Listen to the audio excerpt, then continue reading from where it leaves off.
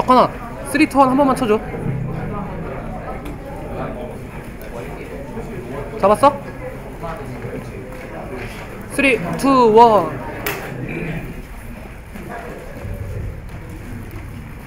자, 여러분 시작하기 전에 앞서서 간단하게 안내 말씀 먼저 드리도록 하겠습니다. 여러분 지금 여기 식사하고 계시잖아요. 이렇게 맛있으신가요? 네. 너무 맛있게 잘 드시고 계셔서 저도 배가 고픈데, 여러분 그 드신 음식 같은 경우는 쓰레기가 생기잖아요. 그러면 좀 챙겨서 나갈 때 좀 같이 버려주시면 감사하겠습니다. 아시겠죠? 네.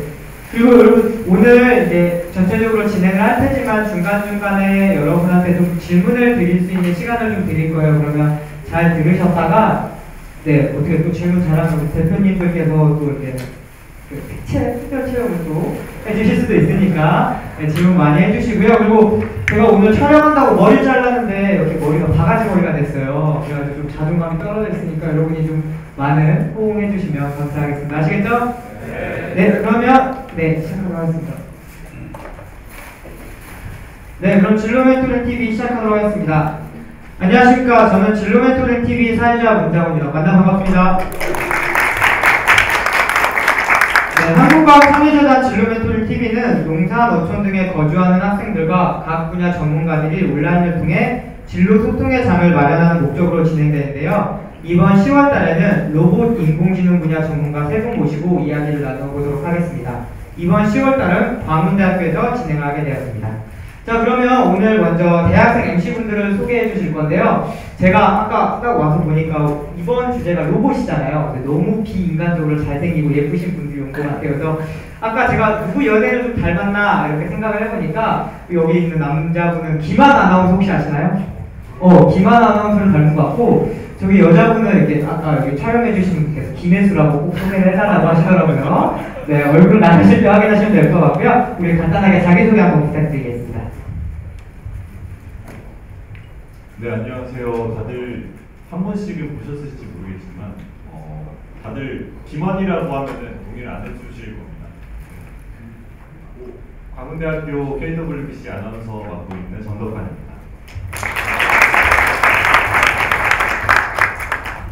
네, 안녕하세요. 여러분, 엘리베이터에서 한 번씩 뵌 적 있으신가요? 저도 광운방송국에서 아나운서로 활동하고 있는 김수연이라고 합니다. 네, 다음에 우리 광운대학교 로봇학부 우리 매력남 김진호 교수님 모셨습니다. 간단하게 네, 자기소개 부탁드리겠습니다. 안녕하십니까. 저는 로봇학부 김진호 교수고요. 저희 광운대학교 로봇학부는 2010년도에 시작했습니다. 그전에 저는 정보제어공학과에 있다가 2010년대 로봇학부로 이름을 바꿨습니다. 근데 이제 로봇학부니까 로봇을 만들잖아요.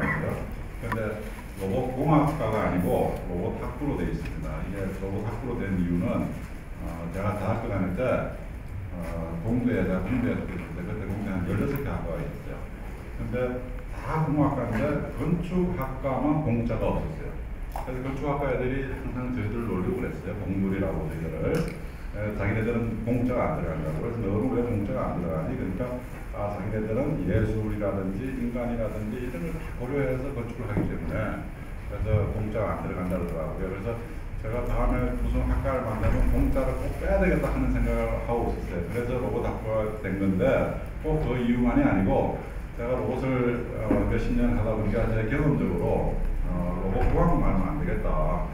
로봇은 인간과 굉장히 밀접하게 같이 협력하는 거고 또 사회가 그걸 받아들여야 되기 때문에 그래서 로봇 인문학이라든지 로봇 사회학이라든지 그걸 다 하고 로봇공학을 같이 해야지 제대로 된 로봇을 할 수 있다는 생각해가지고 로봇학부로 만들었습니다. 감사합니다.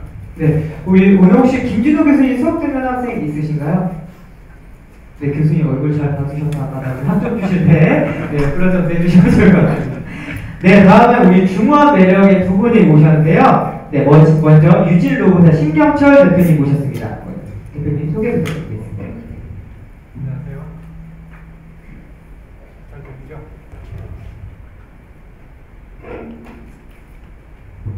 안녕하세요. 잘 들리죠? 네. 저는 유진로봇 대표이사 신경철입니다. 저희 회사는 원래 회사를 시작할 때부터 유진 로봇이라고 하는 회사로 시작했어요. 그래서 로봇만 한 18년 정도 했습니다. 그래서 지금 우리나라의 산업용 로봇은 그 전부터 시작했지만은 서비스 로봇은 그 많이 시작되기 전부터 우리나라가 있었으니까 서비스 로봇의 산 역사라든가 이렇게 말씀드리게 됩니다.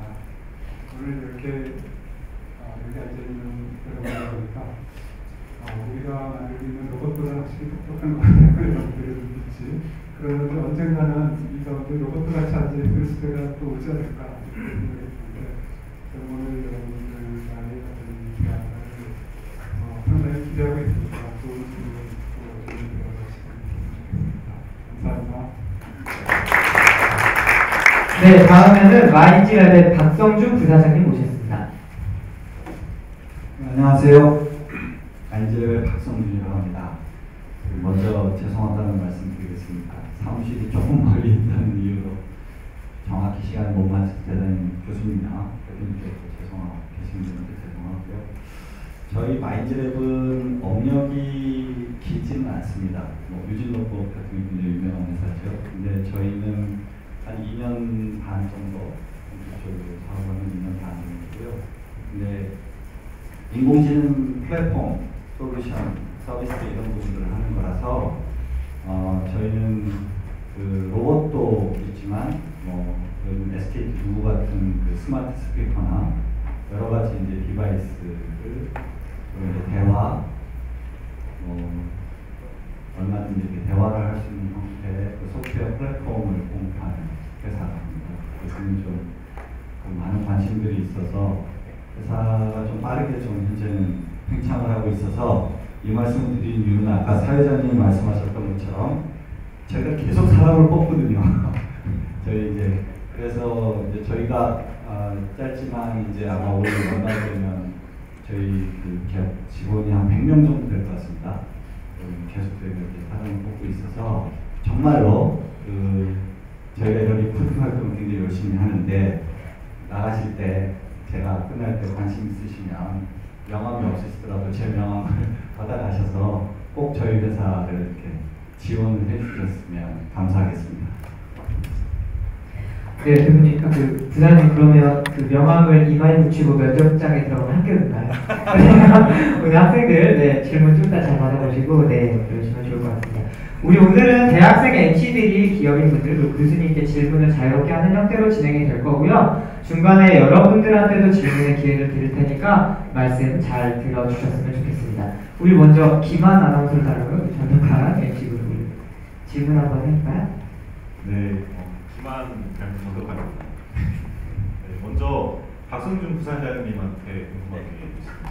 들어보니까 이제 회사 규모가 100명 이렇게 많이 커져가고 있는데 그런 말씀을 해주셨습니다. IoT 관련해서 소프트웨어 플랫폼을 공급하고 있다. 그런 말씀을 해주셨는데 이번에 또 개발 중인 AI 엔진이 또 특별히 뭐가 있는지가 궁금해집니다. 말을 텍스트로 전환하는 STT 기술로 단순 명령어가 아닌 이제 자연스러운 문장 형태를 이해하는 NLU 기술 등은 또 기술이 많이 있다고 들었는데 지금 개발 중인 엔진이 있다면 또 차후에 전망이 있는 엔진이 있다면 어떤 것이 있을까요? 네, 인간의 지능이 굉장히 다양한 능력이 정말 풍부하잖아요. 인공지능은 아직 그거에 비하면 2살짜리 애라고 할까요? 아직은 갈 길이 멉니다. 그럼에도 불구하고 굉장히 여러 가지 기능들이 있어서 저희가 플랫폼에서 솔루션을 제공하는 인공지능 엔진이라고 하면 벌써 한 40가지 정도 됩니다. 여러 가지로 쪼개져 있는데 질문을 말씀하신 것 중에 그냥 요즘 가장 각광받는 것은 그러니까 중요한 이슈가 되는 것 그리고 이제 저희들이 현재 개발하고 있는 것은 그 딥러닝이라는 알고리즘을 이용해서 머신 리딩 컴프레hension이라는 기술이 있습니다. 아마 들어보셨던 아직 상용화된 서비스가 아직 없기 때문에 그 기술을 이렇게 많이 들어보시는 못했을 것 같은데요. 이게 굳이 인공지능 기능 중에 영역을 보면 아까 NLU 얘기를 하셨었죠. Natural Language Understanding 쪽 말고 그러니까 사람의 말을 알아듣는 지능 말고 내추럴 이미지 제너레이션이라고 하는. 그러니까 뭔가 뭐 말을 알아들었으면 대화를 하면 답을 해줘야 되잖아요. 답을 하거나 뭔가 말을 해야 되는 그 NLG에 해당하는 제너레이션 쪽에 해당하는 기술 중에 뭐 여러 가지 지식이나 정보에 대해서 학습을 해서 이렇게 답을 내는 그런 기술입니다. 근데 이거는 여러분이 이제 인공지능하면 가장 유명한 건 IBM 왓슨을 뭐 많이 알려드리지 않습니까? 퀴즈쇼에서 뭐 인간을 이겼다 이렇게 되는데 사실은 왓슨이 가지고 있는 그 인공지능 기술은 NLG 안에 굉장히 오래된 기술이에요.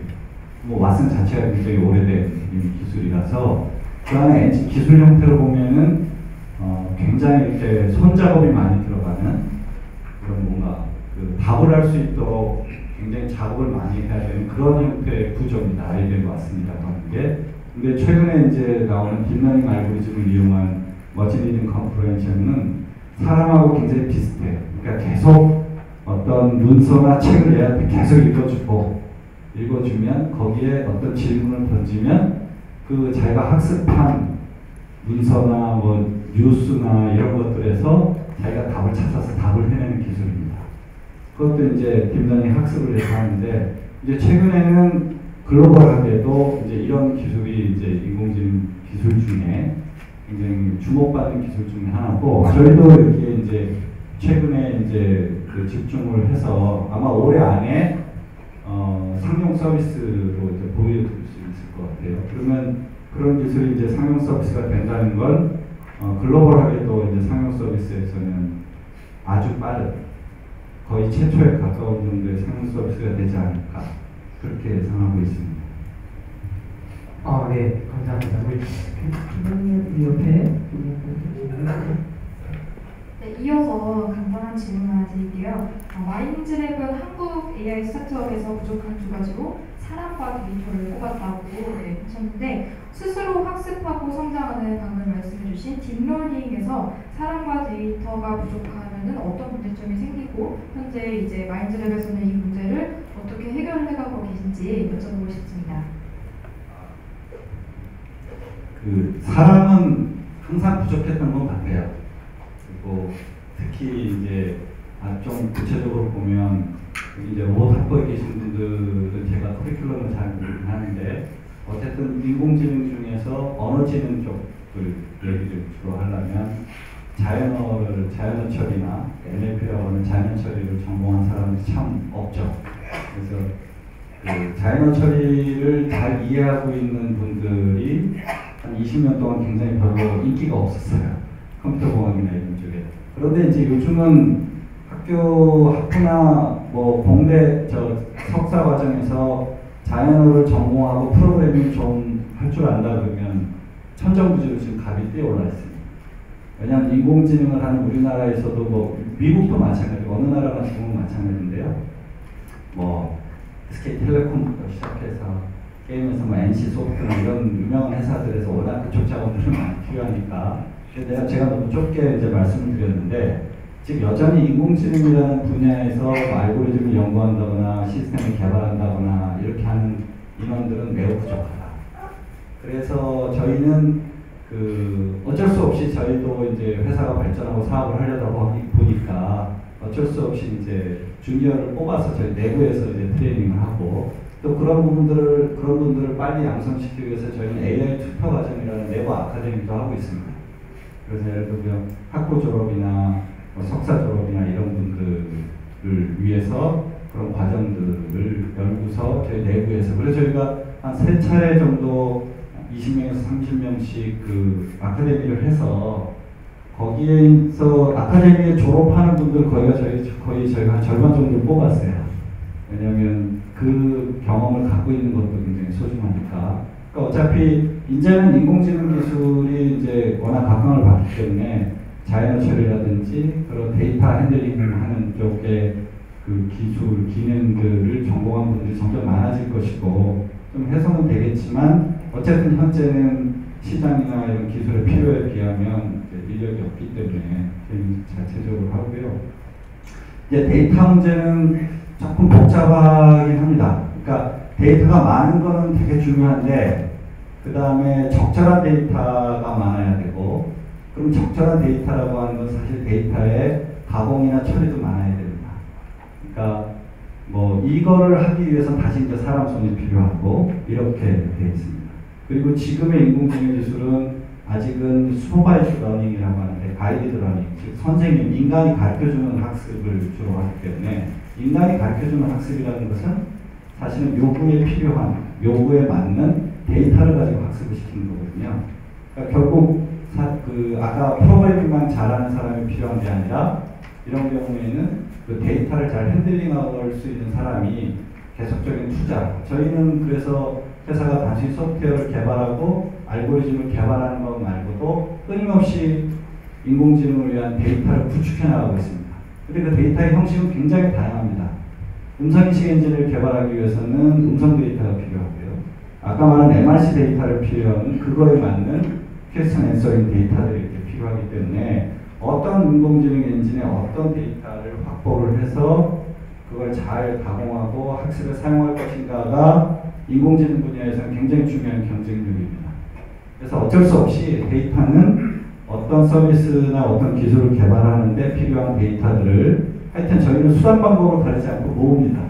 돈을 줘서 직접 만들기도 하고 돈을 줘서 사기도 하고 아니면 무상으로 얻을 수 있는 인터넷이나 이런 데 얻을 수 있는 데이터들은 끊임없이 확보를 하고요. 어쨌든 거의 뭐 데이터 전쟁이라고 할 수도 있는데 데이터를 확보하는 것, 인재를 확보하는 것에서는 아주 개걸스러울 정도로 노력을 할 수밖에 없는 그런 상황입니다.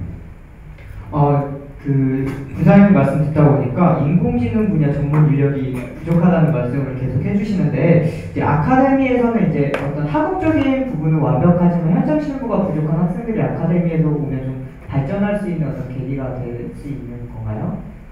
제가 질문을 정확히 네, 이제 인공지능 분야 전문 인력이 좀 부족하다고 하셨잖아요. 네, 아까 아카데미 말씀을 하셨으니까 학생들 중에 학문적으로는 이제 뭐 어느 정도 좀 이해를 하고 하지만 현장 실무 경험이 좀 부족한 학생들이 있잖아요. 네. 그럼 아카데미에서는 그런 현장 실무 경험도 조금 키울 수 있는 그런 어떤 교육 내용이 있나요?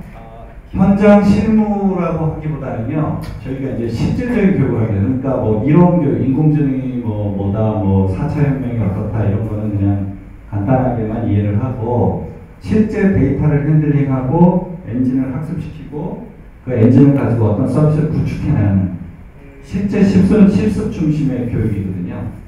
그러니까 그거가 이제 중요한 거고요. 뭐 현장 경험이라고 하는 거는 뭐 미리 현장 경험 있는 사람이 얼마나 있겠습니까? 별로 현장 경험인데 어쨌든 뭐 그래서 이제 저희 회사에 들어오시게 되면 할 일은 무궁무진 많습니다. 워낙 필요한 일들이 많아서 기본적인 교육을 받고 실제 현장에서 일을 하면서 경험을 하시게 될 겁니다. 네, 알겠습니다. 우리 그러면 유진우 질문 한번 해볼까요?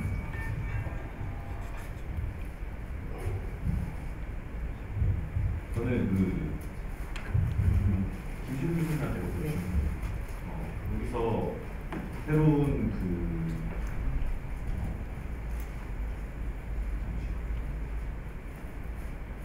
딥러닝 관련해서 또 AI 관련해서 인력과 데이터 이야기를 했잖아요.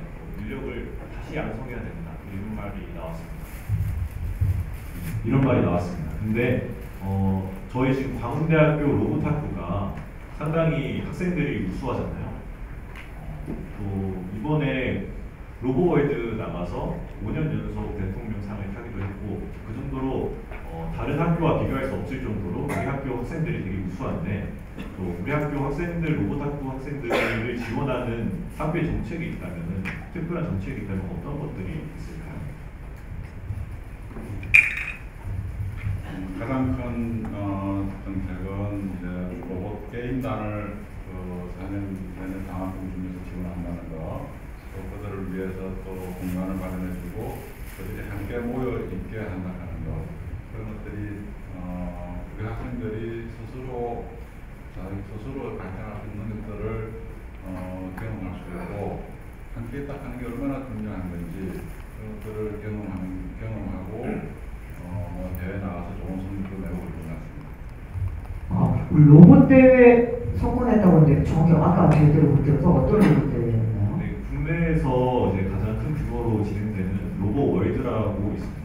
로봇 월드에서 네, 광대학교. 거기에서 지금 광우대학교 로봇학부 로비 친구들이 공전 연속 대통상을 타고 있는 걸로 알고 있습니다. 그런 거 알겠습니다. 또 중요한 거는 이제 선배들이 후배들한테 기술 전수를 또 잘해주고 있습니다. 그걸 그대로 또 이어받아서 우리는 조금만 더 보완하면 다른 사람도 훨씬 잘할 수 있는 그런 기회들이 많이 있습니다. 학생들이 굉장히 열심히 하고 있습니다. 혹시 로봇 대회 혹시 나가보신 분 계신가요, 현장에? 저기 하면 로봇 잘 만지게 생긴 학생이. 네. 이번에는 유진로봇 신경철 대표님께 질문을 드리겠습니다. 유진로봇이 최근에 스스로 물건을 실어나르는 자율주행 물류로봇 고카트를 해외 수출에 성공한 것처럼 다양한 로봇을 개발하시고 있는 걸로 알고 있는데요. 유진로봇은 국내에서는 청소로봇으로 가장 많이 알려져 있는데 국내 주력 상품으로 다른 로봇이 아니라 청소로봇을 선택하시게 된 이유를 현 국내 로봇 시장의 상황으로 한번 설명해 주실 수 있을까요? 사실 저희가 처음에 서비스 로봇을 개발을 하면서 여러 가지 로봇을 만들었어요. 그래서 로봇 게임에 들어가는 로봇을 만들었고, 그리고 또 교육용 로봇이라고 아이로비라고 하는 그런 휴머노이드 타입. 요즘에 그렇다지만 그 소프트뱅크의 페퍼와 비슷한 기능을 구현하는 로봇을 만들었는데, 사실 그때 그런 휴머노이드 타입이 휴먼 로봇 인터랙션이라고 하는 그 대인관계를 이렇게 할 수 있는 그런 기술들이 좀 충분치 않았고, 또 요즘처럼 이렇게 인공지능 기술이 그 당시에도 없었던 건 아니지만 지금과 같이 그 딥러닝 방식의 그런 인공지능이 아니었기 때문에 컴퓨터의 용량, 그다음에 클라우드 기술 이런 것들이 그렇게 발전되지 않았습니다. 그래서 로봇을 만들었는데 사용자들의 반응이 그렇게 뜨겁지는 않았어요. 그래서 우리가 이것을 만들면서 과연 이 로봇을 우리가 그래도 세계 최초의 교육용 로봇을 만들어서 시장에서 우리가 3,000대를 팔았어요. 지금은 그 당시에서도 그게 100억이 넘는 매출이었기 때문에 적은 매출은 아니었습니다만, 그러나 투자한 그 연구 개발비에 비하면 사실 100억 이상의 적자를 본 프로젝트였습니다. 그래서 처음에 저희 생각에는 그 당시 청소 로봇이 시장에 나와서 그래도 그 시장을 개척하기 시작하고 있어서, 이거는 이제 우리가 간단하게 우리 그동안 쌓은 기술로 청소 로봇은 간단하니까 이거부터 하나 만들어서 우리 시장에서 사업합시다, 이렇게 이제 생각을 하고 청소 로봇을 만들었어요. 근데 이제 청소 로봇을 만들다 보니까 이게 그렇게 간단한, 쉬워 보이지만 그렇게 간단한 기술을 만들었던 것 같아요. 청소를 잘하는 것도 있지만 그 외에도 여러 가지 지능적인 면, 그리고 내비게이션, 그리고 또 스스로 자율주행 그 기술, 이런 것들이 필요하고, 그래서 이 기술을 만들었는데, 이 제품을 만들었는데 국내에 다른 삼성, LG도 이 시장에 같이 뛰어들어서 대기업하고 같이 이 시장에서 경합을 하고 있습니다. 국내에서의 시장은 연간 한 15만 대 정도 이렇게 팔리고 있는 것 같아요. 그래서 우리가 연에 국내에서는 한 2만 대 정도 팔리기 때문에 한 2% 그 정도의 마켓 시어밖에는 안 되는 것 같아요. 하지만은 우리가 만드는 제품의 한 80%는 해외가 팔고 있고, 그래서 국내 매출의 절반 이상 되는 한 10만 대 정도를 팔고 있습니다. 그리고 전 세계로 보면 아이로봇 같은 회사는 이 청소 로봇을 거의 그 회사의 매출의 거의 한 80~90%가 청소 로봇인데, 이 시장을 개척해서 지금 연에 한 200만 대 이상을 팔고 있고, 그리고 또 회사의 주가가 한 2조가 넘는 그런 기업을 만들기 때문에 뭐든지 로봇 시장에서 하나를 잘 만든다는 것이 굉장히 중요한 것 같습니다. 우리 대표님들이 이렇게 마이크를 얘기하시면 이렇게 뒤에 있는 학생들이 잘 안 들려서 조금만 가까이 제가 이거 소독 주면서 열심히 닦았거든요. 그러니까 네, 좀 가까이 대고 말씀해 주셔도 네, 좋을 것 같습니다. 네, 아까 전에 이제 내비게이션 자율주행, 청소 로봇 말씀하셨는데 청소 로봇이라는 게 사실 되게 많은 복합적인 요인이 들어간 로봇이잖아요. 근데 그거 처음에 어떤 우여곡절은 없으셨나요? 개발할 때나 뭐 에피소드 이런 건 없으신가요? 많았죠. 왜냐하면 우리가 사실 그 청소 로봇의 분야가 이게 가전제품으로 들어간다고 생각하세요? 아니면 로봇에 들어간다고 생각하세요? 가전제품인가요? 애매하네요. 그죠? 사실 우리는 로봇을 개발한다고, 로봇 회사니까 당연히 로봇 기술로 개발한다고 생각하지만은 사용자들은 이것이 로봇이라고 생각하지 않고 가전제품이라고 생각하고 파는 거예요. 사는 거예요. 그래서 파는데도 로봇 코너에 있는 게 아니라 가전제품 코너에 들어가 있습니다. 그래서 청소 로봇은 아마 로봇 중에 처음으로 우리가 쓰는 홈 어플라이언스, 그런 백색 가전 시장에서 팔리고 있는 그런 제품이라고 생각을 합니다. 앞으로 이런 제품들이 더 많이 나오겠죠. 그래서 사실은 이 백색 가전은 불특정 다수가 쓰는 제품이거든요. 그러니까는 어떤 학력을 가지고 있고 또 어떤 연령을 가지고 있고 또 어떤 집안 환경인지에 대해서 우리가 충분히 고려를 해서 여러 가지 환경에 대한 테스트를 다 해보고 뭐 추락 방지, 카펫에서는 어떻게 될 것인가, 또 사용자가 잘못 사용했을 경우, 예를 들면 물을 들이부었을 경우, 청소기 쓰레기통을 안고 잤을 경우, 이런 여러 가지 위급 사항에 대해서 다 대처를 했어야 되는데 그거를 다 못하고 시장에 내보낸 거예요, 처음에. 그러다 보니까 우리는 이제 로봇을 하다 보니까 센싱, 그 다음에 컨트롤, 그 다음에 이제 메커니즘 이런 것만 완벽하면은 이거는 간단하게 돌아갈 거라고 생각을 했는데 사용자들은 그렇지 않거든요. 여러 가지 우리가 생각하지도 못한 그런 상황에서 로봇을 사용하는 경우들도 있고, 또 어떤 경우에는 우리가 부품 같은 거를 중국 같은 데에서 이제 저가의 모터라든지 배터리 같은 거를 처음에 공급을 했기 때문에 그런 거를 사고 왔거든요. 국내에서는 제공되는 그런 부품이 없어서.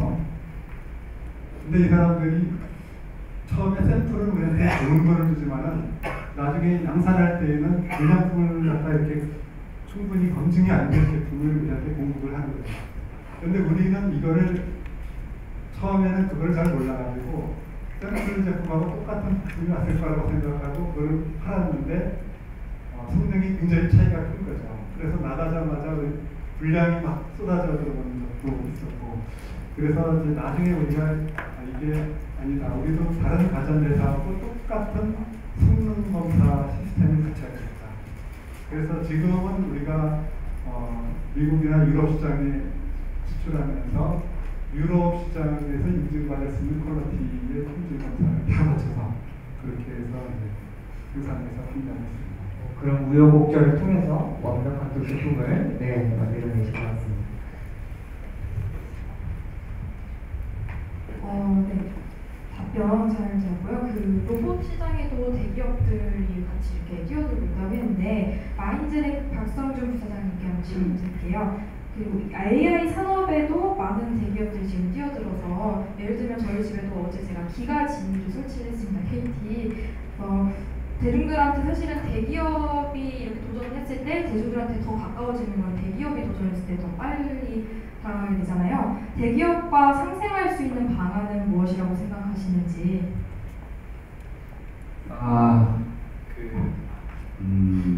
상생이라고 하는 주제를 이렇게 물어보시니까 그거를 뭐 이렇게 추상적으로 어떻게 대답해야 될지 사실 잘 모르겠는데, 그냥 저희 예를 이제 기가 진위하셨다 보니까 지금은 어떤 대기업도 이제 인공지능을 그 회사의 내부의 경쟁력이든 대고객 서비스든 서비스를 하려고 모든 기업들이 지금 굉장히 적극적으로 공부를 하고 있는데 통신사들도 마찬가지죠. 그러니까 3대 통신사들이 전부 그러니까 누구나 뭐 기가진이나 아직 그 회사의 경우는 이제 올해 안에 이제 스피커가 나올 거로 예상이 되는데 그 미리 이렇게 하시는 했지만 그 안에 들어가 있는 그 인공지능 대화의 기능은 아직은 되게 초보적인 수준이죠. 누구나 이제 기가진 써보신 분들은 아마 아실 수 있을 것 같은데 구글 홈이나 구글에서 만든 구글 홈이나 아마존의 그 에코, 알렉사 대표의 에코나 사실은 굉장히 지금은 인공지능 서비스로 말하면 그 디바이스는 있는데 굉장히 서비스는 아직은 초보적입니다. 그러니까 실제로 걔가 얼마만큼 더 점점 더 풍부한 서비스를 할 것인가에 대해서는 이제 치열하게 경쟁을 하고 있습니다. 그런데 그럼 저희 같은 회사는 뭐 아직 넓게 보면 아직 스타트업에서 아직 벗어난 것도 아니고 벤처 기업이고 뭐 좀 빠르게 성장도 하고 있다라고 주목은 받지만 저희 회사가 이렇게 대기업들하고 경쟁을 합니다. 물론 경쟁도 합니다만 뭐 저희는 이제 직접적으로 시장에 나가면 IBM, 왓슨하고 우리나라에서 경쟁을 하니까. 근데 이제 한 가지 예를 들면 그 대기업 스스로도 그런 기술을 빠르게 접목하고 이렇게 도입을 하는 것은 굉장히 쉽지 않습니다. 그래서 저희는 직접 그 3대 통신사 중에 하나하고 저희가 지금 직접 사업을 같이 하고 있습니다. 그래서 그 통신사 인공지능 서비스의 핵심 브레인의 역할을 하는 부분.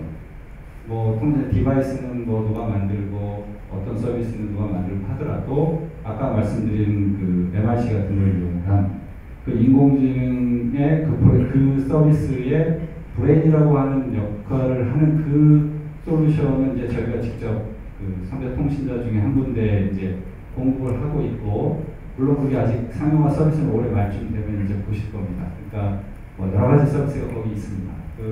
그런 거를 하는 중심 안에 언어지능, 사고지능 처리하는 핵심 엔진이 있는데 그 부분은 이제 저희가 공급하게 되어 있습니다. 그러니까 실제로 뭐 전체적인 마케팅을 하거나 그 누구 기가진이나 뭐 그 누구 같은 거는 저희 중소기업 같은 데서는 사업을 할 수가 없어요. 왜냐하면 누구는 한 대 팔아가지고 그거는 전혀 이익이 남는 장사가 아니거든요. 저희는 이익이 남는 장사 할 수가 없지만 통상은 그렇게 가능하거든요. 그게 이제 그런 데서는 그런 디바이스를 만들어서 공급하거나 뭐 유지 운영을 하지만 그 안에 들어가는 핵심 솔루션 서비스는 이제 저희가 공급하는 소프트웨어를 이용하게 하는 이런 형태의 상생이 됩니다. 그러니까 대기업들은 우리나라는 뭐 조금 깊이 말씀드리면 대기업들이 전부 이제 자체로 이렇게 개발하려고 하는 의지가 많고 그러면서 이제 개발자들을 이렇게 막 끌어들어가는 이런 뭐 별로 바람직하지 않은 모습이 많이 보이기 때문에 항상 그런 이슈가 나오는데 적어도 이 인공지능 분야는 저희가 대기업들하고 경쟁할 때 보면 적어도 작은 벤처기업이 그 우위가 설 수 있는 거는 우위를 가질 수 있는 거는 속도입니다. 스피드인데 이게 인공지능 분야는 제가 아까 뭐 30, 40개 엔진 얘기했지만 그 하룻밤 자고 일어나면 새로운 기술 엔진들이 막 나옵니다. 그리고 그런 엔진들이 서비스에 이렇게 하나씩 막 접목해 들어가는 것들이 무시게 이제 변화하는데 이게 이제 빠르게 그에 대응하고 그 새로 나온 알고리즘을 빠르게 상용화하고 이럴 수 있는 속도가 가장 현재 시장에서 지금 중요한데 그런 의미에서는 이제 저희 회사 같은 경우는 훨씬 강점이 있고 그런 통신사나 대형 반도체, 대형 전자회사나 그다음에 요즘 금융권에서 인공지능 서비스를 도입하기 위해서 적극적으로 나서는 이런 대기업들이 이제 대부분 저희 회사의 그 서비스를 그 기술을 사거나 같이 만들어가고 있기 때문에 그런 의미에서 이제 어쩔 수 없이 자연스럽게 상생이 되는 모습이다라고 말씀드릴 수 있을 것 같아요. 그 부사님 말씀 듣다 보니까 인공지능 서비스가 지금 초기 단계, 초보 단계라고 말씀하셨잖아요. 그러면 부사님께서 보시기에는 어디까지 혹시 발전할 수 있을까? 인공지능이 혹시 상상만 참 어려운 질문인데요. 아마 그 인공지능을 여러 가지로 나누는데 뭐 강 인공지능, 약 인공지능 이렇게 구분하기도 하고 그러죠. 그런데 얼마나 빠른 시간 내에 어떤 정도 수준의 인공지능이 나올 거라고 예상하는 것은 현재는 굉장히 어렵습니다. 물론 그거를 하는 저희들 같은 경우도 그 흔히 그 영화 허 같은 영화에서 나오는 그 인공지능, 이런 인공지능이 정말 현실화되기에는 상당히 멀었을 것 같다, 멀 것 같다라고 저희는 이제 솔직히 얘기를 합니다. 제가 아까 처음에 초대에 얘기했지만 현재 인공지능 기술은 사람으로 따지면 태어나서 2살도 안 되는 갖고 있는 인간의 지능보다도 못하다. 사실은 인간과 비교한다면 현재 인공지능 기술은 인간의 인공지능의 능력은 뭐 단순한 생리적인 게 아니라 거의 유전적으로 물려받은 선조적인 그 능력들이 있는 거거든요. 그러니까 인공지능은 좀 다르게 이제 유전이 되는데 어쨌든 현재 인공지능이 어느 정도로 발전할지는 모르고요. 다만 그럼에도 불구하고 현재 인공지능 기술이 이렇게 각광받을 수밖에 없는 것. 그러니까 4차 산업혁명이라고 부를 만큼 그 안에 이제 핵심 꼭지점으로 인공지능을 얘기를 하면서 엄청난 산업혁명 의미만큼의 생산성이나 효율성을 이렇게 만들어낼 수 있는 거는 그게 여전히 뭐 로봇도 있습니다만 컴퓨터에서 작동이 가능한 지능의 역할이 있기 때문이죠.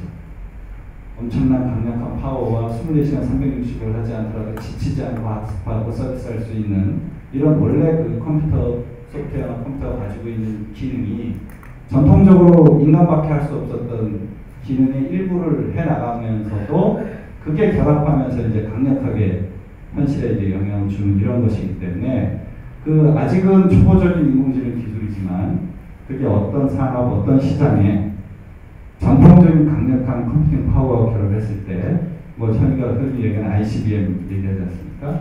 이런 것들과 결합을 했을 때 이 인공지능이 굉장히 폭발적인 그 기능을 발휘하게 되는 거죠. 역량을. 그런 의미에서 인공지능의 기술이 얼마만큼 발전했다라고 하는 것이 질문이 발전했을까에 궁금한 것보다도 우리가 궁금해야 하는 것은 현재 이미 밝혀진 만들어진 인공지능 기술을 가지고 얼마만큼 생활에 또는 산업 현장에 이게 임팩트를 줄 것이냐. 그걸 찾고 내가 창업을 하거나 어떤 부분에 그 내가 헌신을 해서 뭔가를 만들라고 할 때도 그 부분을 접목하는 게 제일 중요한 것 같아요. 어떤 초보적인 인공지능 기술이 나왔지만 그것이 어떤 조건과 잘 결합하면 시장과 산업에 혁신을 줄 수 있다. 그걸 찾고 해나가는 것. 그게 이제 향후 그 4차 산업혁명의 수많은 그 엔터프리니어들이 창업가들이 나가게 되는 분야가 될 거예요. 그러니까 저는 이제 그렇게 아마 여러분들이 좀 관심을 갖고 찾으셨으면 좋을 것 같습니다. 그 창업 이야기가 나오니까 옆에서 교수님께서 고개를 막 끄덕이시는데 창업에 대해 어떻게 생각하시나요, 교수님? 로봇 분야 창업 어떻게 학생들한테 추천하실 만한 게 있을까요? 저희 학생들도 지금 창업하는 학생들이 많거든요.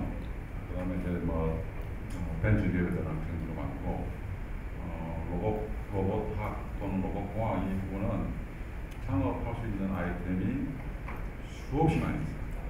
다른 학문에 비해서. 네.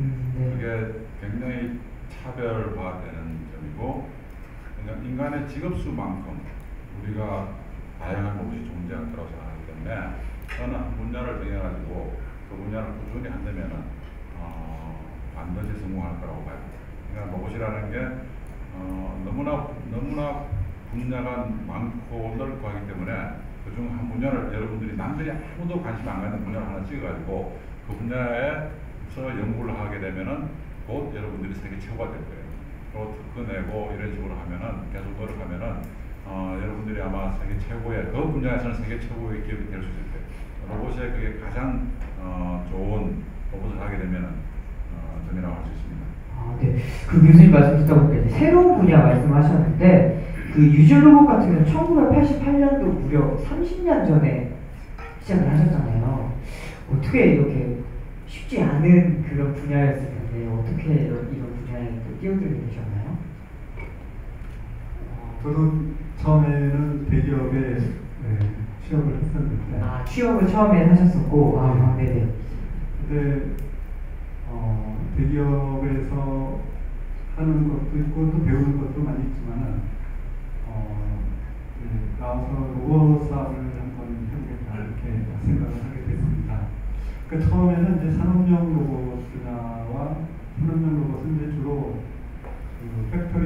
분야는 공장 자동화에 들어가는 분야이기 때문에 주로 공장에서 공장과 관련되어 있는 그런 사업을 많이 했어요. 그때 IMF 이후에 그때부터 이제 우리나라에서도 서비스 로봇에 대한 그 관심이 많이 커졌는데 서비스 로봇을 하면서는 이제 공장 쪽으로 출입을 하는 게 아니라 좀 더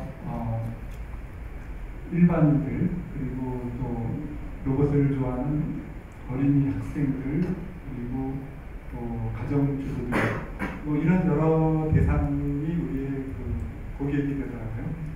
그래서 분야가 많이 달라졌습니다. 그래서 그때부터 뭐 서비스 로봇의 시장은 그렇게 만만치는 않아요.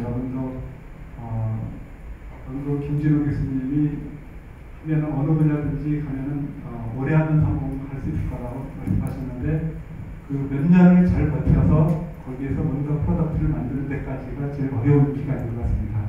그 기간 동안은 누군가의 좀 도움을 받던가 또 여러분들이 특출한 아이디어를 좀 내던가 해야 될 그런 시기는 필요하다고 생각합니다.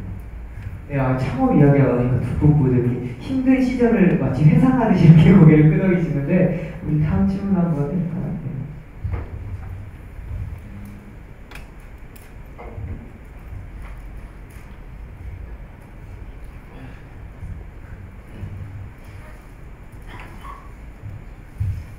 우리 질문을 고르는 동안 제가 질문을 하나 더 드려볼게요. 창업하면서 제일 힘들었던 순간이 언제시나요? 교수님께서 공부했던 순간 중에 제일 힘들었던 부분, 공부 이제 학업적인 부분에 힘들었던 부분과 창업에 힘들었던 부분을 좀 여러분이 들어보면 나는 좀 공부를 좀 해야겠다, 아니면 나는 창업에 좀 해봐야겠다. 혹시 우리 신현주 대표님께서 언제 창업 제일 힘드셨었나요? 제일 힘들었어요. 제 기억으로는 초기에 로봇은 아니지만은 어떤 기계, 자동화된 어떤 기계를 만들었는데 그때 만들었던 기계가 제가 기억하기로는 일회용 가스라이터 조립기였던 것 같아요. 일회용. 그래서 거의 그 가스라이터 자체가 그렇게 뭐 부가가치가 많은 건 아닙니다. 하나 만들면 한 10원 정도 나오는 거예요. 그렇기 때문에 거의 막 1초에 한 개씩 제품을 조립을 해야 되는데 거기에 들어가는 부품이 한 20가지쯤 됩니다. 20가지를 조립을 하는 거를 한 1초에 한 개씩 만들어야 되니까 굉장히 또 부품이 허름한 부품이지만은 그 대신 허름하면서 정밀도를 유지를 해야 돼요.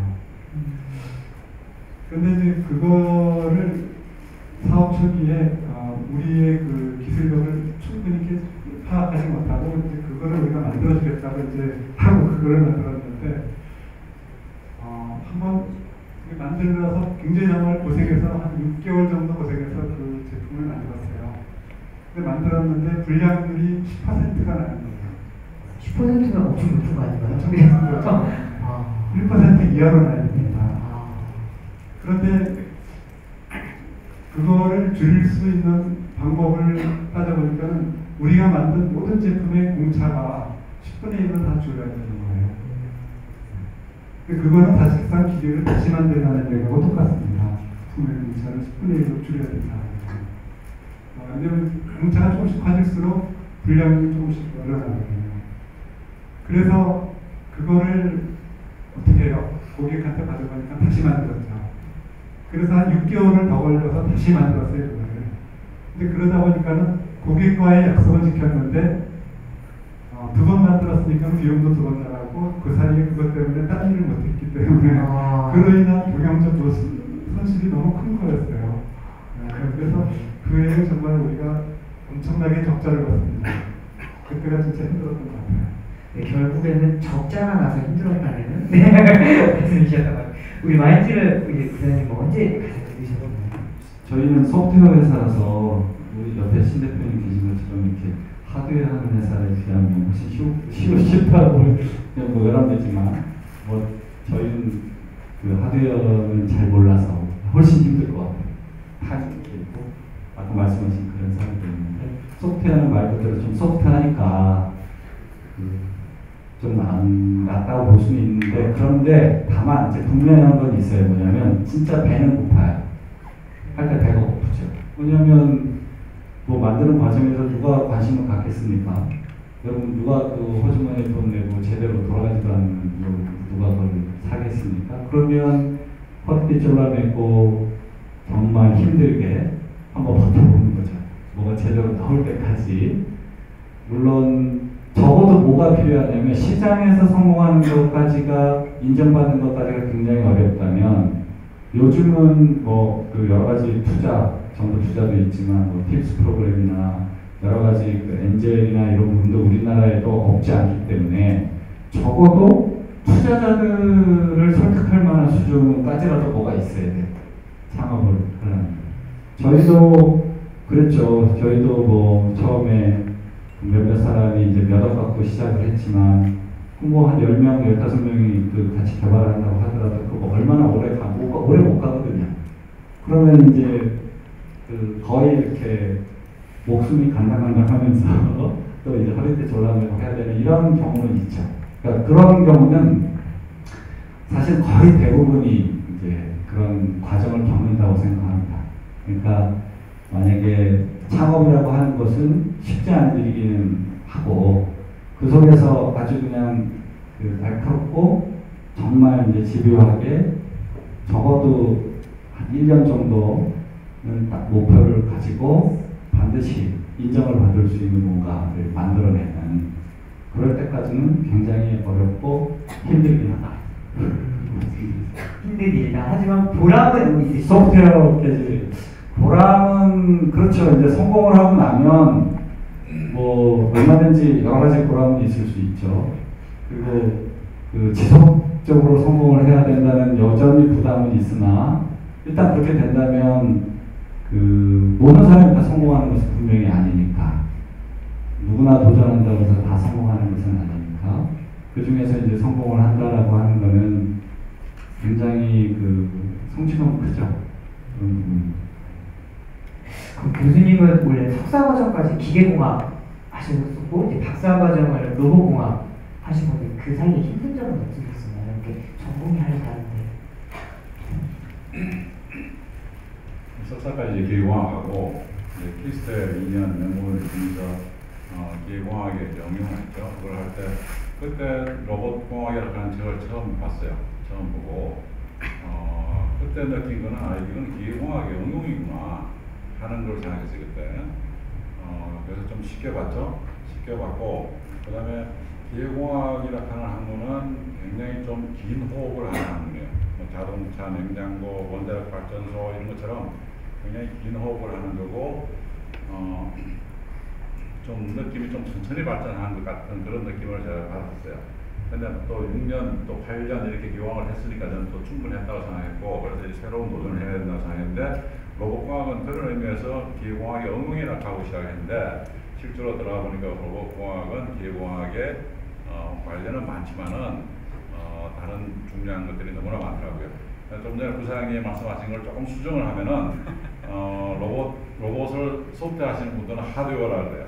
근데 로봇을 해보면은 저는 처음에는 소프트웨어가 한 20-30% 해당한다고 생각했어요. 근데 지금은 70 내지 80% 이상이라고 생각해요. 소프트웨어가. 그러니까 로봇은 하드웨어는 한번 만들어지면 소프트웨어는 계속 업그레이드 돼야 됩니다. 소프트웨어. 하드웨어는 그런 반면에 그래서 로봇은 소프트웨어가 훨씬 더 중요한 학문이다 하는 걸 제가 느꼈고요.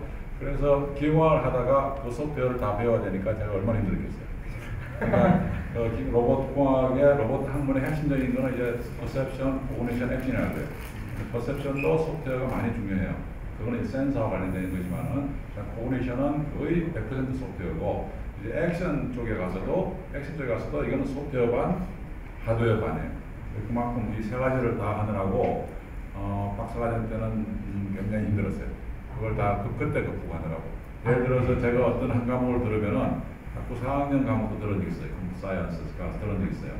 근데 애들은 굉장히 잘해요. 저는 애들이 왜 잘하나 보니까 그거 선수 과목이 3과목이나 있었어요. 선수 과목이. 그냥 애들은 그걸 다 듣고 왔고 저는 갑자기 그거 들어가니까 그냥 앞에 세 과목까지 배워가면서 이 한 과목 해야 되고 뭐 그런 어려움들이 되게 많았죠.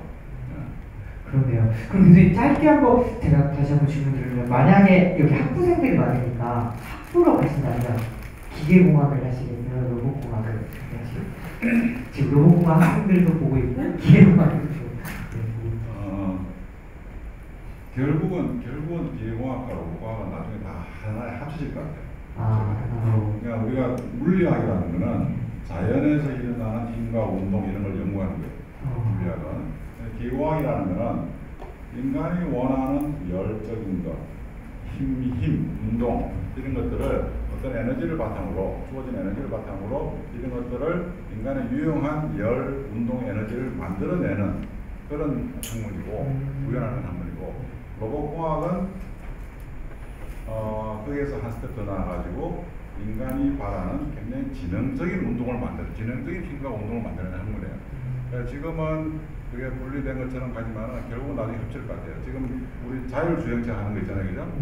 자동차는 분명히 기계공학 영역이에요. 근데 거기에 로봇공학이 붙어가지고 자율주행차가 돼요. 그런 식으로 아마 많은 대부분이 이제 기계공학과 로봇공학 이런 것들 나중에 합하지는 다시 통합되는 걸로 갈 것 같아요. 그런 의미에서는 애들은 지금부터 로봇공학을 하는 게 낫겠죠, 그죠? 로봇공학. 네. 어떻게 말씀하시는 거 보니까 이제 융합교육이 이제 대세가 될 거다라고 말씀을 해주시는 것 같아요. 질문 한번 해볼까요? 그래서 하드웨어도 중요하지만 소프트웨어 쪽에 로봇공학에서는 소프트웨어 쪽이 더 중요하다 이런 말씀 많이 하셨습니다.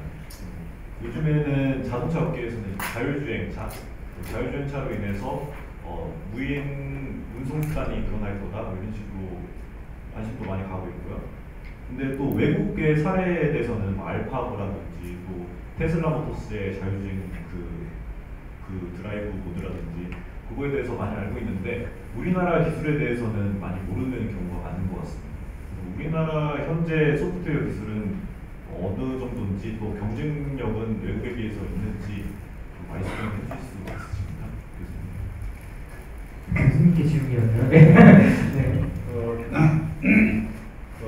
인공지능 기술이 인공지능 기술 소프트웨어 기술 이런 쪽이 우리나라가 많이 부족합니다. 조금 전에 우리 부사장님 말씀하셨지만 인공지능 기술이 지난 제가 공부할 때 그때 인공지능이 굉장히 인기가 있었어요. 그러니까 한 30년 전에 그때 인공지능이 굉장히 떴었어요. 그러다가 인공지능이 한 20년 동안 굉장히 악몽의 기간을 거쳐가요. 악몽의 기간. 그러면서 이제 다시 몇 년 전부터 인공지능의 이제 새로운 발견, 이제 브레이크 스루가 생긴 거죠. 그래서 시작했는데 다행히 미국 같은 나라에서는 다행스럽게도 계속 그걸 연구를 해왔어요. 계속 연구를 해왔는데 한국에서는 굉장히 좀 침체되어 있었어요. 그래서 한국이 이제 인공지능을 다시 시작했는데 발동을 들고 있는데 우리의 강점은 굉장히 빨리 따라간다 하잖아요. 그죠? 빨리 한다 하잖아요. 그죠? 그래서 기대는 하고 있어요. 기대는 하고 있는데 아직 굉장히 많이 부족하고 여러 학생들이 굉장히 참여도 많이 해야 되고 관심도 많이 가져야 되고 진짜 얼마 지나면은 인공지능 했다 그러면 뭐 자기 월급을 자기가 정하는 그런 시기가 올지도 몰라요. 아직은 많이 부족해요. 그리고 또 정부 로봇 정책 이번에도 많이 관여를 하신 걸로 알고 있는데 지금 우리나라의 로봇 기술이 많이 경쟁력이 떨어지는데 정책적으로는 지원할 수 있는 방안이 특별히 있을까요?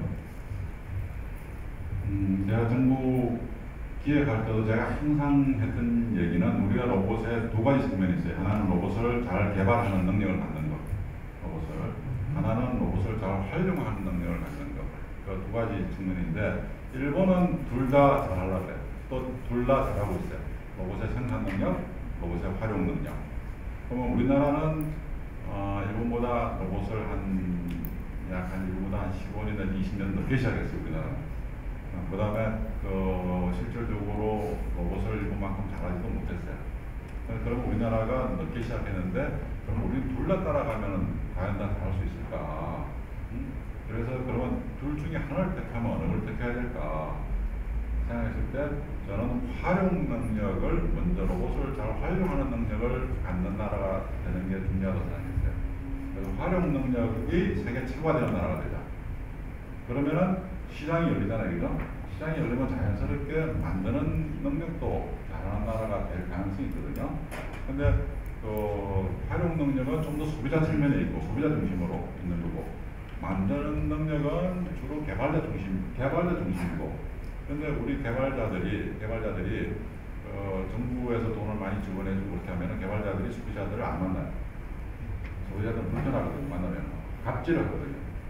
그래서 그게 오히려 정부 지원해 주는 게 오히려 소비자와 개발자의 거리를 끊어버리는 이런 역할을 해요.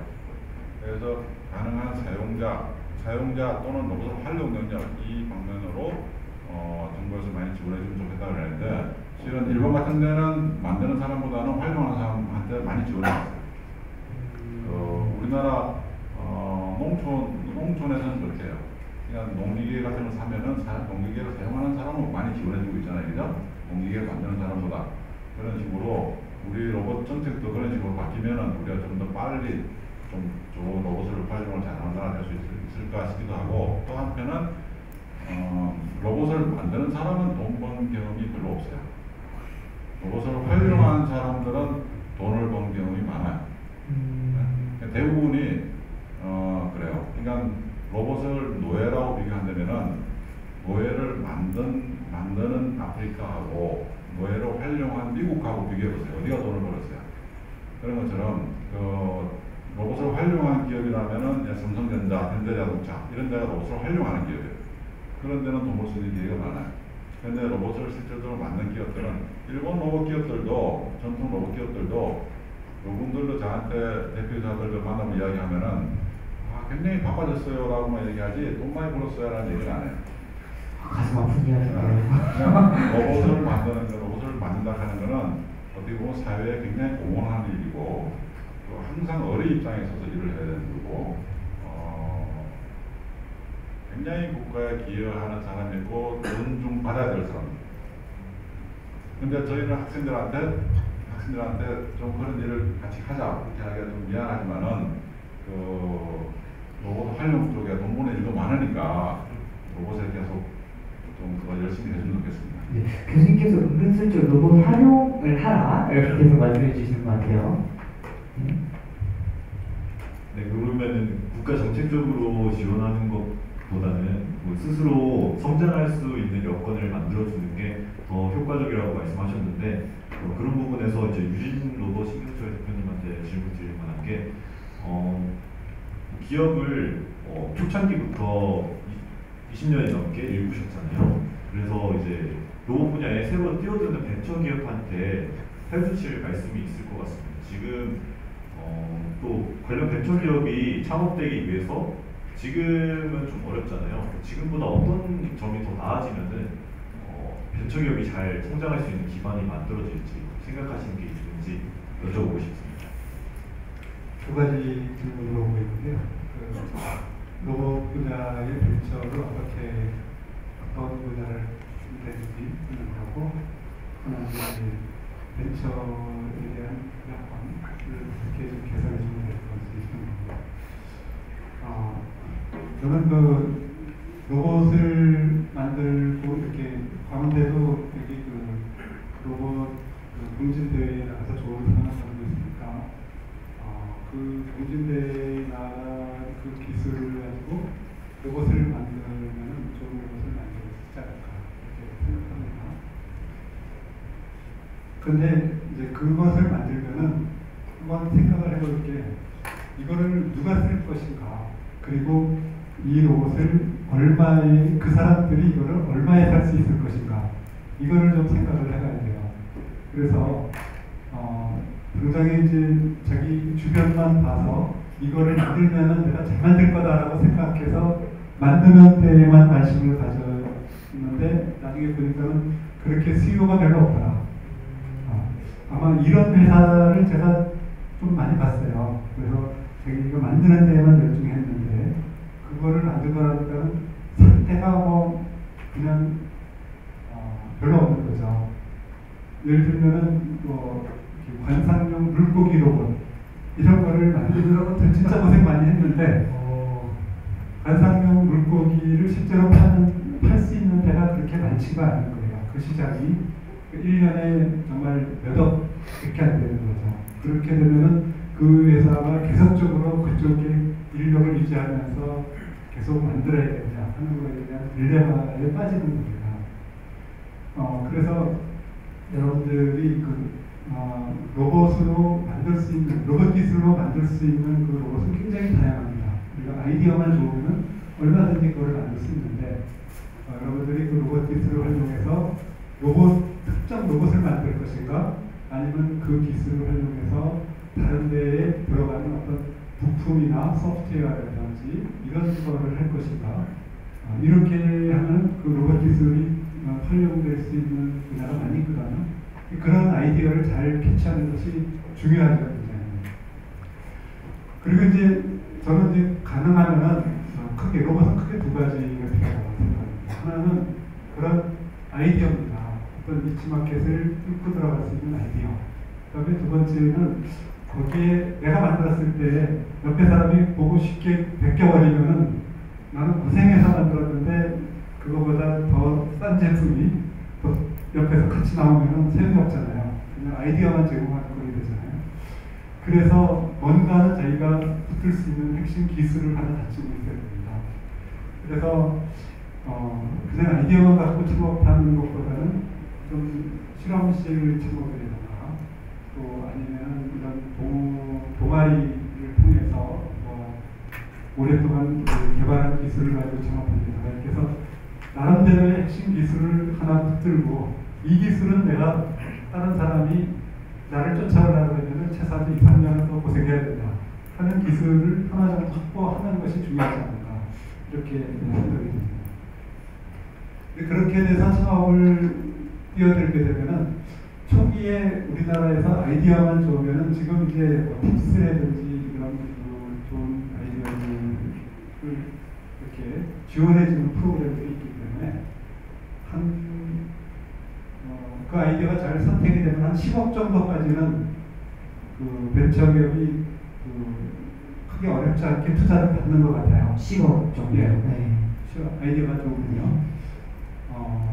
그래서 그건 투자를 받을 수 있으니까 그 정도까지를 받았을 때 그 다음에는 이제 여러분들이 잘 해야 돼요. 그 안에서 누군가가 더 관심을 가지고 이거는 사업화가 되겠다. 그래서 추가적인 그런 이제 벤처 캐피탈들이 투자를 하던가 아니면은 그래서 독자적으로 생존을 하던가 아니면 그 기업의 기술을 다른 대기업이나 아니면 중견 기업에다가 M&A를 시켜서 판다던가 이런 두 가지의 방향을 택해야 될 겁니다.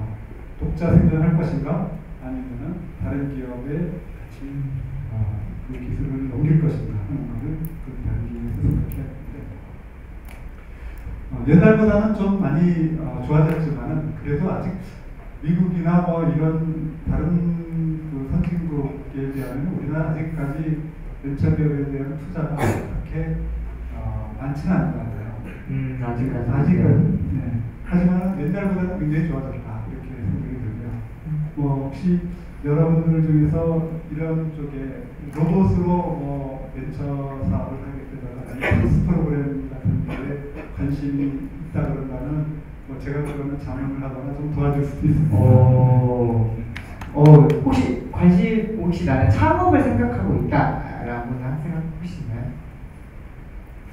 이렇게 도전 정신을 혹시 솔직하게 그냥 나는 창업을 조금이라도 생각한 적 있다. 교수님, 학생들이 창업학과 많이 한다고 하셨는데 학생들은 어떠세요? 네, 하여튼 관심 있으신 분은 좀 이따가 찾아와 주시면 좋을 것 같습니다.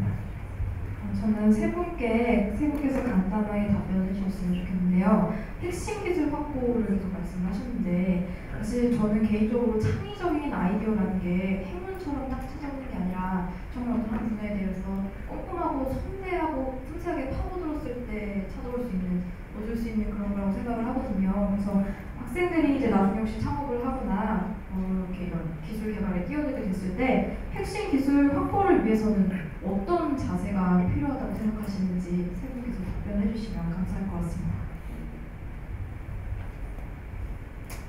네, 교수님께서 먼저 어려운 건 교수님한테 답변해주시면 네, 교수님한테 네, 한번 말씀해 주시겠어요? 창의적인 아이디어는 어떻게 나오는지. 현재 교육 시스템에서 우리 학생들한테 창의적인 아이디어를 내라 이렇게 기대하는 것은 굉장히 어렵습니다. 그냥 우리가 학교에서 가르치는 게 대부분 다 풀릴 수 있는 문제를 학교에서 많이 가르쳐요. 다 풀 수 있는 문제죠. 수학적으로 굉장히 깨끗한 문제들이죠. 그런 것만 가르치는데 여러분이 현실에 나가면은 모든 게 다 풀릴 수 없는 문제라 하는 걸 알게 돼요. 모든 게 다 해결이 안 되는 문제들을 그걸 다 뛰어넘고 가야 돼요. 그런데 뭔가 그런 상황에서 여러분 보고 창업해라 하는 거는 저는 창업해라 할 때는 학생들한테 창업해라 하는 걸 동의해 줄 때는 어떠냐면 빨리 실패해봐라 이런 의미로 저는 하라는 거지. 왜냐면 그게 실패로 그냥 그렇게 끝나면 안 됩니다. 우리가 실패는 성공의 어머니라고 부르잖아요, 그죠? 근데 실패가 그냥 실패로 끝나버리면 그건 진짜 허무하고 아무것도 아니야. 근데 우리 에디슨도 뭐 전기를 만들 때 뭐 5,000번 실험하고 뭐 실패하고 뭐 했는데 에디슨은 자기는 실패 아니라고 그러잖아요, 그죠? 자기는 전기 안 되는 5,000가지를 알았다고 그러잖아요, 그죠? 그런 것처럼 이게 실패는 끝까지 가서 성공이 될 때 그때 실패의 의미가 있어요. 그래서 창업도 빨리 실패해 보면은 그 실패 과정에 굉장히 많은 것들을 얻게 될 거예요. 뭐 사람과의 관계, 인간과의 관계, 사회의 어떤 관계 이런 것들 다 알게 될 거예요. 그럼 자기가 어떻게 해야 될 것인지 알게 될 거고. 그런데 이제 핵심 기술도 중요한데 저는 제일 중요한 게 뭐냐면 원래 창업 정신이라는 거는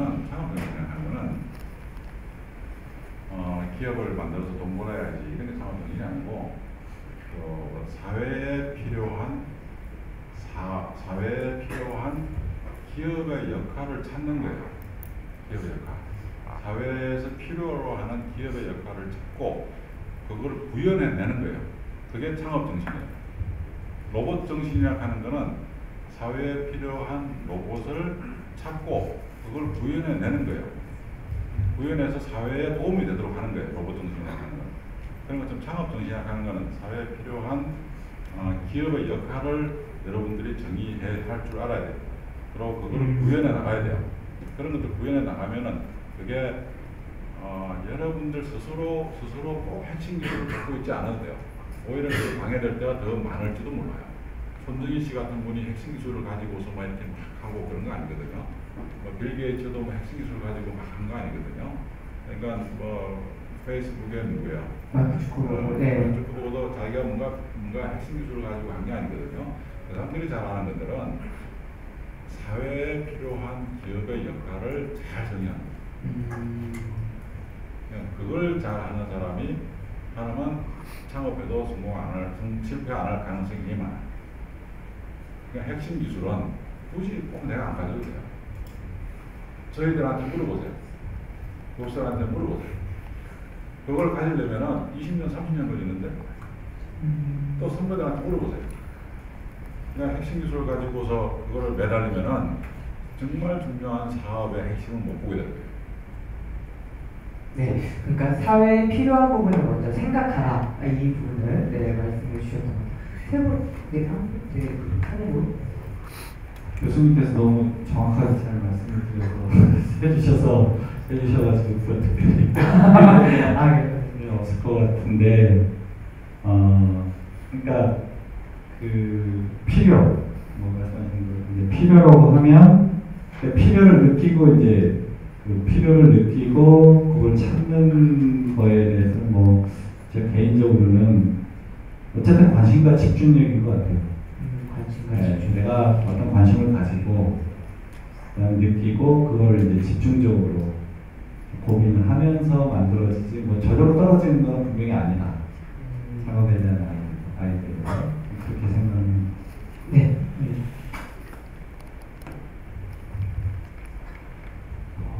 물론 이제 우리가 어떤 기술이 있기 때문에 이걸로 뭘 만든다. 이거는 순서가 좀 틀린 것 같아요. 뭐가 필요하기 때문에 거기에 필요한 기술을 개발해 주는 거죠.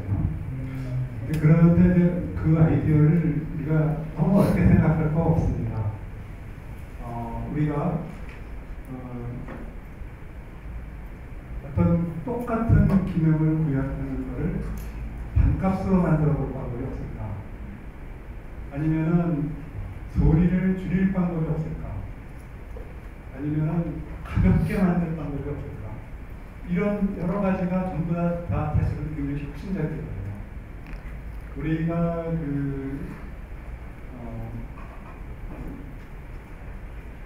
영국의 그 선풍기 없는 프로펠러 없는 그 선풍기를 만든 다이슨 있잖아요. 선풍기가 이렇게 돌아가는데 거기 애들이 손가락을 집어넣으면 위험하잖아요. 그래서 그 프로펠러를 없애고 바람만 나오게 할 수 없을까? 이런 이제 생각에서부터 이제 그 제품을 만들어서 그게 히트를 쳤잖아요. 요즘 이제 다이슨이 치고 있는 것 중에서 청소기인데 청소기를 이렇게 청소를 해보면 이 뇌를 이렇게 끌고 선을 끌고 다니는 게 이게 힘드니까 선이 없이 배터리로 구동하면서 충분한 청소력을 나오게 하면서 또 그것을 좀 가볍게 만들 방법이 없을까. 이런 니즈에서부터 이제 그 개발이 시작이 되고 그러다 보면 거기에 필요한 기술들이 생기는 것이고 그런 기술들을 남에게 잡지 못하게 특허를 보내는 거죠. 그러니까 순서는 이렇게 됩니다. 우리가 아이디어를 먼저 찾고 그 다음에 그 아이디어에서 우리가 어떤 혁신적인 니즈에서 아이디어를 개발하고 그 아이디어에서 기술을 우리가 만들어내는 거죠. 그런 스타일로 하게 되면은 우리가 그 손정희 씨도 처음에 뭐 전자수첩 할 때 수첩과 계산기를 합칠 수 있는 방법 이렇게 해서 전자수첩을 아이디어를 내서 그것을 샤프에 1억에 팔아서 그것도 이제 사업 작업을 하는 거를 우리가 그냥 전설 정도로 이렇게 듣고 있잖아요. 근데 그런 식으로 아이디어는 여러분들이 회사에 관심을 갖는 거죠. 그 관심을 갖는 데에서 그건 굉장히 심플한 것 같아요. 이렇게 지나가다가 뭐 매연이 많이 나오는 차를 본다면 저 매연을 어떻게 줄일 방법이 없을까? 그런 데서 매연 저감 장치가 나오는 거고 또 뭐 집에서도 우리 주변 생활에서도 그런 것들이 되게 많이 있지 않을까. 네, 이번에는 우리 시간상 우리 현장에 있는 학생들 중 혹시 궁금한 학생들이 있으면 손을 한번 들어주시겠어요? 네, 우리 제가 마이크, 네, 무슨 마이크 하나만, 네.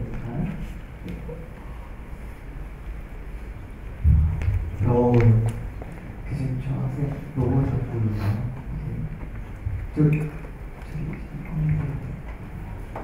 네, 자기소개 한번 해주시겠어요? 교수님께서 자기소개를 듣고 싶어 하십니다. 네, 안녕하세요. 저는 광운대학교 로봇학부 4학년 2학기 재학 중인 김주영입니다. 우선 첫 번째로 유진로봇 신경철 대표님께 질문 먼저 하고 싶은데요. 제가 현재 취직 준비 중이면서 제어 설계 소프트웨어 쪽 분야의 R&D 직무를 희망하고 있습니다. 하지만 이제 LG, 두산 로보틱스, 하나테크인과 같은 대기업들부터 중견기업까지 이제 로봇 관련한 연구개발 직무는 최소 3년의 경력과 석사 이상의 학력을 요구하고 있습니다. 회사 입장에서는 이제 프로젝트에 바로 투입한 할 인력이 필요하다는 점이 이해가 가지만 학부 졸업생들에게 분석이 너무 높다고 생각합니다. 이에 따라 죄송합니다. 많은 돈을 더 들여서 석사 과정을 거쳐야 한다는 점, 대다수의 회사가 이제 경력자를 원한다는 점이 이제 저희 같은 새로운 로봇 엔지니어들에게 제일 큰 난제라고 생각합니다. 이에 대한 제 대표님의 견해가 궁금합니다. 네, 대표님 어려운 질문을 학생이 던졌네요. 네. 간단합니다. 학부 출신이 아니라 사실은 우리 회사에 이번에 로봇과 출신을 우리가 인턴을 3명을 받았어요. 군대에 와서 기업 소개를 했는데 우리 회사에 신청한 사람이 30명 신청을 했어요. 우리 회사에 인턴으로. 그래서 우리 그중에 두 번이나 이 선별 과정을 통해서 3명을 그래도 로봇고 출신을 3명을 뽑을 거야. 그래서 제가 능력이 된다면 로봇고 출신도 뽑아서 우리가 키우겠다. 그렇게 얘기했고요. 근데 정말로 우리가 같이 6명을 놓고 같이 인터뷰를 해봤는데 그 학생들의 어떤 패기와 도전 정신이 여러분들 못지않더라고요. 이 사람들은 우리가 키워서라도 우리가 대학을 보내서라도 우리 회사에 한번 키워봐야겠다 이런 얘기를 했고요. 사실은 우리가 뽑는 경력자들 중에서 이 광운대학교 로봇과 출신보다도 더 실력이 떨어지는 사람들도 있는 것 같아요. 근데 단지 있다면은 두 분들은 이제 현장 경험, 그동안에 이제 기업에서 일을 해봤기 때문에 대학에서 일을 하던 것과 기업에서 일하는 것은 좀 틀리겠잖아요. 그거에 익숙해지는 데에 좀 시간이 적게 걸린다는 것뿐이지 그분들이 반드시 여러분들보다 능력이 더 뛰어나거나 실력이 뭐 이렇게 자세가 더 좋다 이렇게 말하기는 좀 어려운 것 같아요. 그래서 여러분들이 누구든지 그렇게 이야기하지만 원장의 팀장은 단지 경력자를 뽑아달라고 얘기를 하지만 경력자가 아니면 여러분들이 정말 패기 있게 한번 나는 이런 경력은 없지만 와서 열심히 해보겠다 이렇게 한번 이력서를 내보시면은 여러분들한테 전화가 오는 것도 많이 있습니다. 어떻게 좀 도움이 되셨나요? 네. 혹시 또 추가 질문 있으신가요? 네, 열정적인 학생입니다, 대표님. 사실 이준호 교수님께 질문 하나 드리고 싶어요. 앞으로 로봇 산업의 미래에 대해서 여쭤보고 싶은데요. 현재 국가 차원에서 로봇 개발에 투자하는 비용이 대한민국이 1위라고 들었습니다. 그런데 이제 다들 4차 산업의 꽃이다라는 말을 하면서 로봇 분야가 불러오시는 것처럼 말을 하지만 실제로는 산업 쪽에서 로봇팔은 오래전부터 썼지만 현재 가정용 서비스 로봇은 아직 시장성이 많이 떨어진다고 저는 판단됩니다.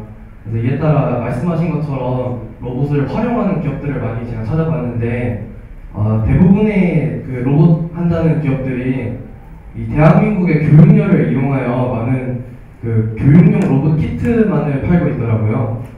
그래서 이런 산업보다는 이제 가정용 서비스 로봇이 가정용 서비스 로봇이라는 이제 큰 시장이 아직 시장성이 되게 큰 거잖아요. 어떻게 보면은 마치 스마트폰이 저희 다들 하나씩 쓰고 있는 것처럼 그런 시장처럼 확장되려면은 얼마나 더 시간이 걸릴지 그리고 저희 같은 신인 엔지니어들에게 필요한 역량이 무엇일지가 궁금합니다. 질문이 많네요, 교수님. 그죠? 네. 첫 번째 질문은 도대체 로봇 시장이 언제 뜨냐 하는 거잖아요, 그죠? 두 번째 질문은 그러면 학생들은 어떤 준비를 하고 있어야 되냐 하는 그런 건데 로봇 시장이 저는 얼마 전부터 미래 예측을 안 합니다. 미래 예측을 잘 안 합니다. 왜냐하면은 하도 많이 틀려가지고 이제는 좀 겸손해져야 되겠다. 실은 제가 정부 가제 개혁할 때 그때도 2010년도에는 로봇 숫자가 자동차 숫자만큼 됩니다. 그다음 2020년이면은 로봇 비즈니스 규모가 자동차 산업 비즈니스 규모만큼 될 거다 이런 예측을 했었어요. 그런데 우리나라에서 그런 예측을 이제 했는데 전 세계도 그렇게 믿고 막 얘기하더라고 그 다음에. 근데 그게 안 됐어요. 아직 안 됐어요. 그래서 그런 경험들을 바탕으로 미래 예측하는 데 잘 조심해야 되겠다 이런 생각하고 있는데 근데 미래가 오는 순서는 알아요. 미래가 오는 순서는. 그게 언제 이루어질지 모르지만은 미래가 오는 순서는 알아요. 그때 제가 분명히 순서를 제가 어떻게 정했냐면 산업용 로봇 다음에는 전문가가 사용하는 전문 서비스 로봇이 올 거다. 그 다음에 퍼스널 로봇은 가정용 로봇이나 퍼스널 로봇은 맨 위에 올 거다. 이렇게 얘기했었어요. 근데 우리나라에서는 그 길을 가지 않았어요.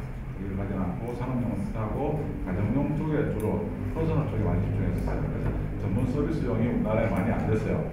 실은 여러분들이 관심 가져야 될 거는 산업용은 좀 늦은 것 같고 가정용이나 개인용은 좀 더 시간이 걸릴 것 같고 전문 서비스용이 여러분들이 집중해야 할 분야예요. 전문 서비스라고 하는 게 1차 산업에 들어가는 거 다, 국방에 들어가는 거 다, 그다음 병원, 의료, 뭐 이런 쪽에 다, 뭐 우리 필드 로봇들 다, 국토해양부가 쓸 로봇들 다, 이런 것들이 다 전문 서비스 로봇들. 그런 로봇들 쪽에 여러분들이 집중하면 그거는 가정용보다 훨씬 종류가 많아요. 종류가 많고 다양한 길이 있어요.